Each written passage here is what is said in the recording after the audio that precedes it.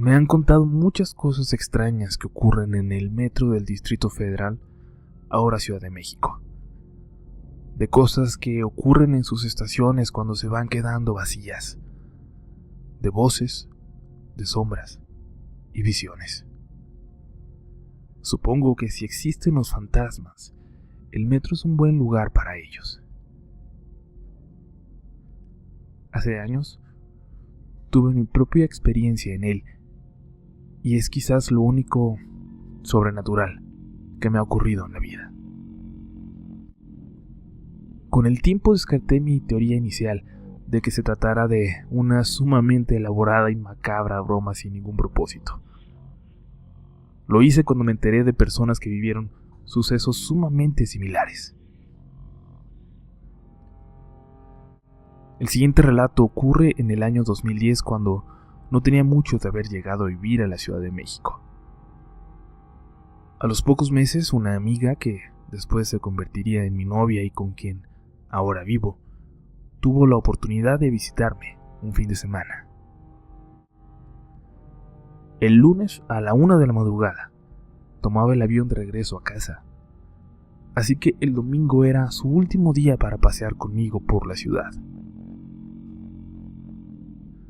Decidimos, primero casi como una broma, pero luego entusiasmados, conocer la famosa feria de Chapultepec. Contrario a lo que pensaba, no fue tan fácil llegar. Primero pensamos inocentemente que podíamos caminar desde la entrada del bosque de Chapultepec, donde ahora se encuentra la horrorosa estela de luz, pero preguntando, dimos con un transporte colectivo en el cual finalmente, y ya un poco tarde, pudimos llegar. El día fue divertido. Paseamos hasta que literalmente nos sacaron de la feria, donde seguíamos comiendo y platicando incluso cuando la mayoría de las atracciones tenían rato de haber dejado de funcionar. Lo que ocurrió aquí puede ser importante o tal vez no, pero creo que es algo importante de relatar. Terminábamos nuestra comida en una banca, no en una zona de comedor, y no estábamos cerca de la entrada, más bien en los últimos rincones de la feria. Aunque no era muy tarde, el silencio parecía apoderarse también de las vías contiguas a la feria. Las luces se iban apagando y un chico, uno de los empleados de no más de 18 años, nos miró cuando se dirigía hacia la entrada. «Ya no pueden estar aquí», nos dijo, encaminándonos a la salida. «Y no les gustaría mucho quedarse, de hecho», agregó con una pequeña sonrisa. Cuando nos dirigíamos a la salida, escuchamos que alguien nos hablaba desde la oscuridad de uno de los túneles. «¡Ey!».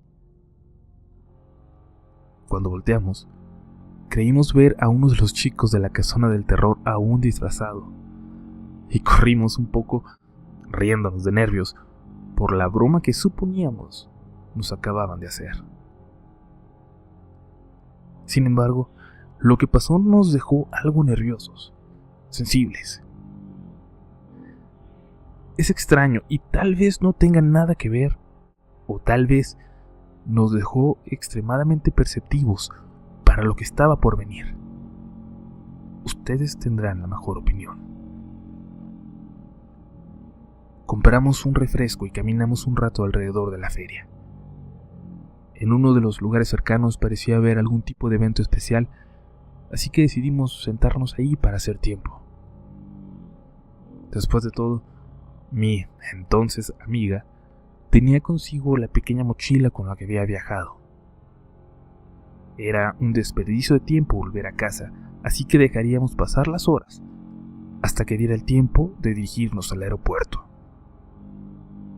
Platicábamos tan a gusto que cuando menos lo esperábamos, ya pasaban de las 11 de la noche. Corrimos hacia la estación Constituyentes del metro. Quien haya recorrido el camino de la feria de Chapultepec a esta estación sabrá que no es el camino más agradable del mundo a esas horas, pero lo recorrimos sin contratiempos. Aquí explicaré un poco para el que no esté familiarizado. Constituyentes se conecta con Tacubaya, que es apenas la segunda estación después de Observatorio, donde comienza la línea rosa, la más antigua del sistema. Teníamos que atravesar la ciudad a través de esa línea hasta donde termina en Pantitlán, para luego transbordar 2 estaciones y llegar por fin al aeropuerto. Nos encontramos a algunas personas en el tren que nos llevó a Tacubaya.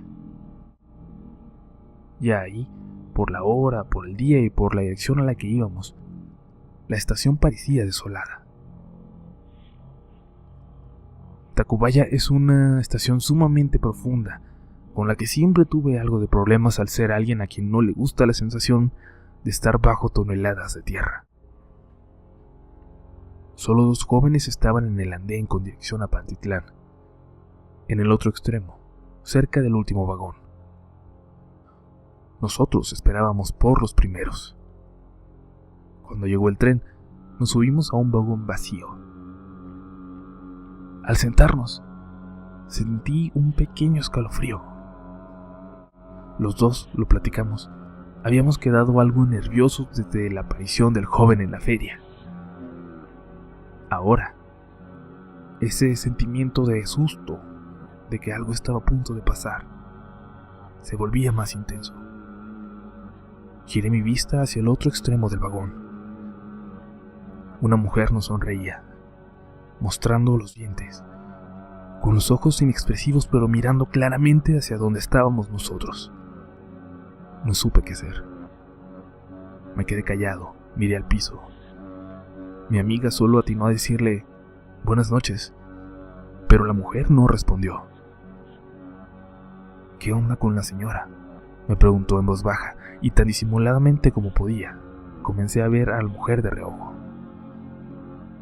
Solo estaba ahí, sonriendo, inmóvil. Llegamos a la siguiente estación, Juanacatlán, y con el rabillo del ojo pudimos ver que la mujer se levantó lentamente y se bajó. Como el vestido o falda que traía era largo, no se veía el movimiento de sus pies al caminar, lo cual lo hacía aún más macabro. Cuando se cerraron las puertas del vagón y avanzamos, lanzamos al mismo tiempo una carcajada de nervios, de alivio, aún desconcertados. La risa se nos acabó cuando en la siguiente estación, Chapultepec, la mujer subió nuevamente al vagón, justo antes de que se cerraran las puertas. Esta vez se sentó casi a la mitad del vagón, mucho más cerca de nosotros. Mi amiga me dijo que cambiáramos de vagón en la siguiente estación y dije que sí con la cabeza. Cuando llegamos a Sevilla, nos pusimos de pie y ella también, congelados los 3 por un momento. Apreté la mano de mi amiga y la jalgué para volvernos a sentar.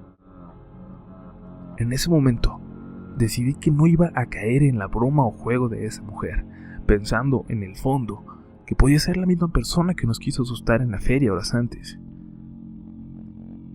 Ella también se sentó, un asiento adelante. Cuando las puertas se cerraron nuevamente, no había mucha distancia entre nosotros. Llegamos a Metro Insurgentes y había algunas personas en el andén. Agradecí como una bendición de Dios cuando una señora mayor y unos chicos se subieron. Aún faltaban 14 estaciones para llegar a Pantitlán y no creía soportar el viaje de esa manera. Pasamos las estaciones Cuauhtémoc y Valderas sin contratiempos. Luego Salto del Agua. En Isabel la Católica bajaron 2 de los chicos y ahora solo íbamos 5 personas en el vagón. La mujer sonriente, que ahora parecía ocultar su sonrisa mirando hacia el piso, pero con los ojos clavados en nosotros. La anciana, un chico y nosotros 2.